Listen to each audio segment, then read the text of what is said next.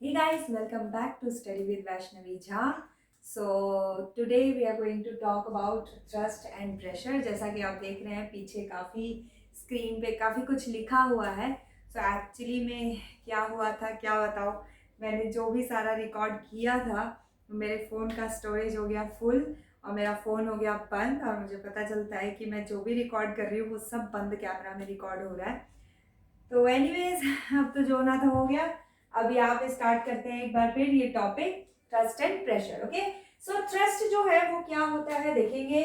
Trust is nothing but perpendicular force.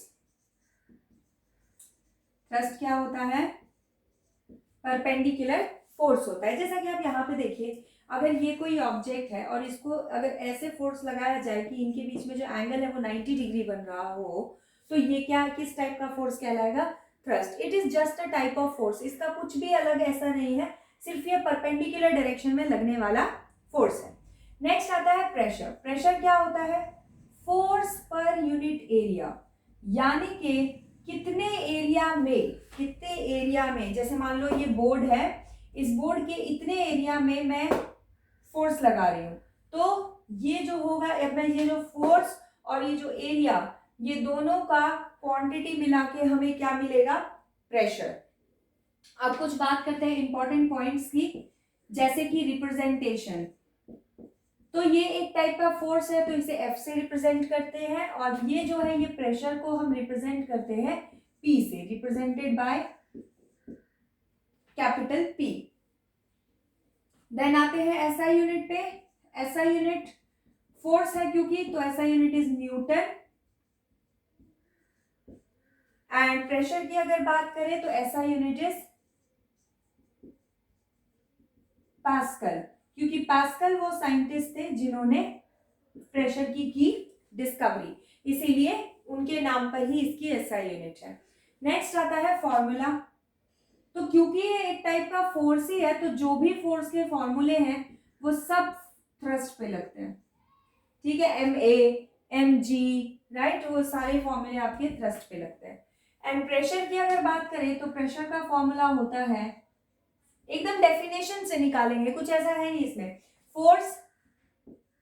Force upon area, right? Force upon area.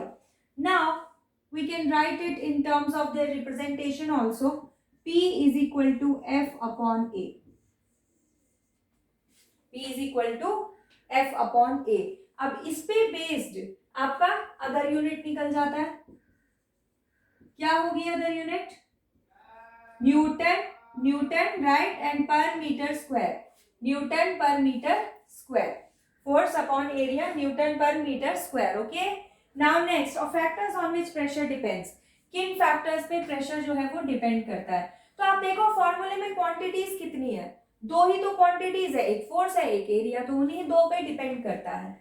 So the factors on which it depends is force and area, right?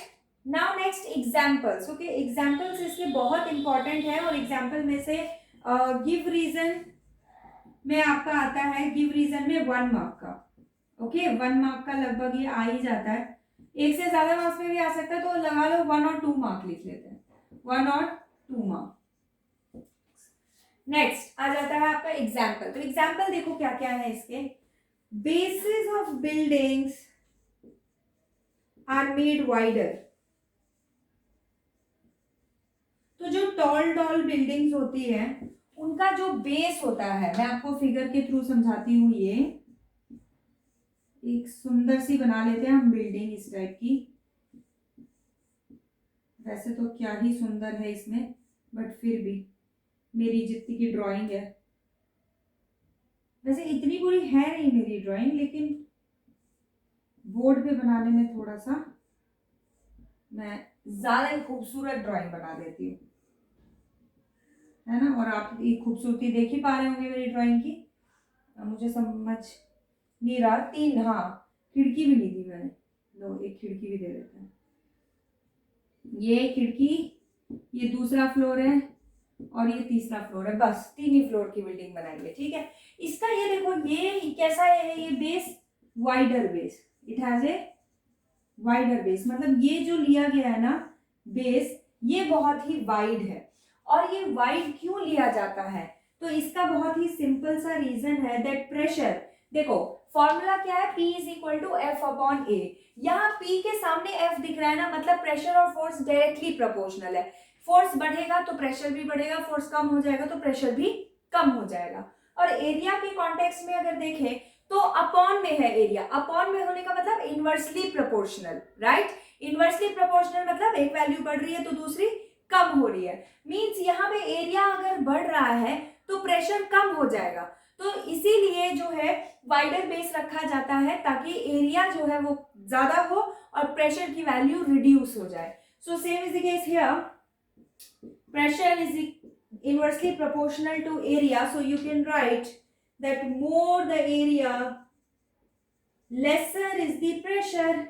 जितना ज्यादा area है उतना ही उसका pressure क्या होगा, कम होगा। Okay, तो इसमें ऐसे लिख लेंगे therefore wider base provides more area for distribution, more area for distribution of weight of building, weight of building।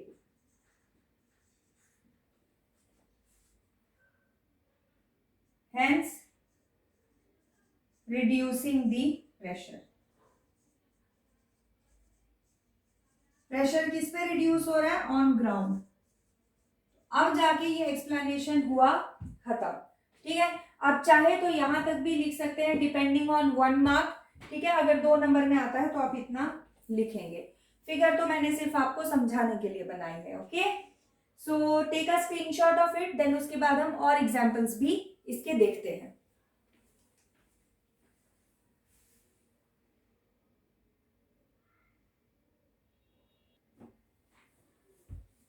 Okay, so now straps of school bags are broad. ये दूसरा एग्जाम्पल है किसका, pressure is equal to force upon area का।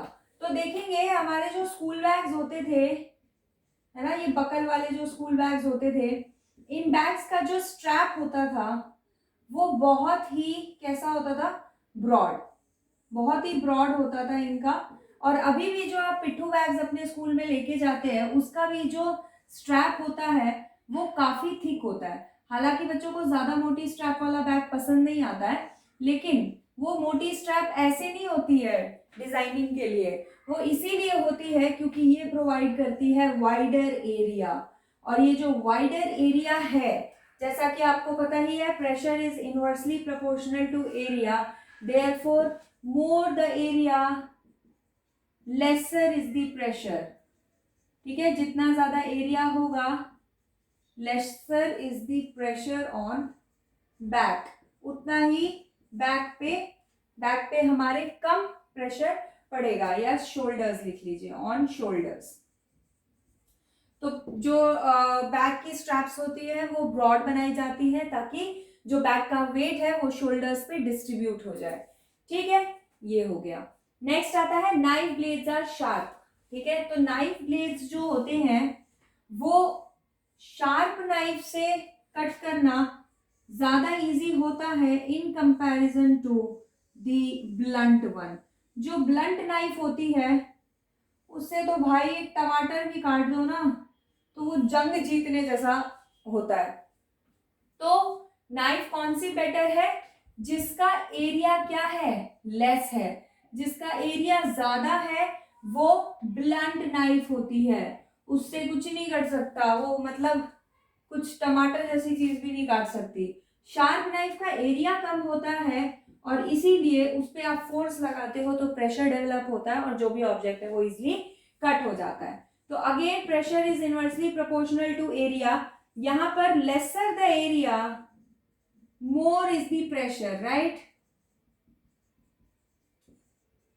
So on application of force,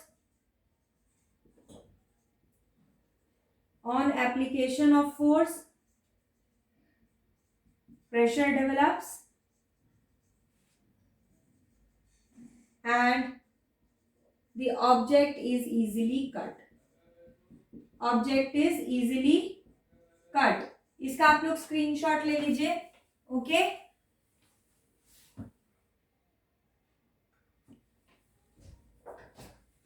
okay तो ये आपके इनमें से कोई एक एग्जाम्पल 1 या 2 नंबर तक में पूछा जाता है. सो आई होप आपको ये समझ में आ गया होगा. ओके सो अभी के लिए इतना ही. इसके नेक्स्ट वीडियो में हम इसके न्यूमेरिकल्स डिस्कस करेंगे प्रेशर के. आपकी बुक में एक एग्जाम्पल भी बहुत अच्छा सा दिया है प्रेशर पे बेस्ड, वो भी हम करेंगे और भी क्वेश्चंस देखेंगे प्रेशर पर बेस्ड. ओके सो इस वीडियो के लिए इतना ही. अगर आपको ये वीडियो अच्छा लगा हो, मेरा समझाया समझ आया हो, तो इसे लाइक शेयर सब्सक्राइब जरूर करें and do not forget to hit the bell icon. जल्दी मिलते हैं एक नए वीडियो के साथ. तब तक टेक केयर. Bye bye.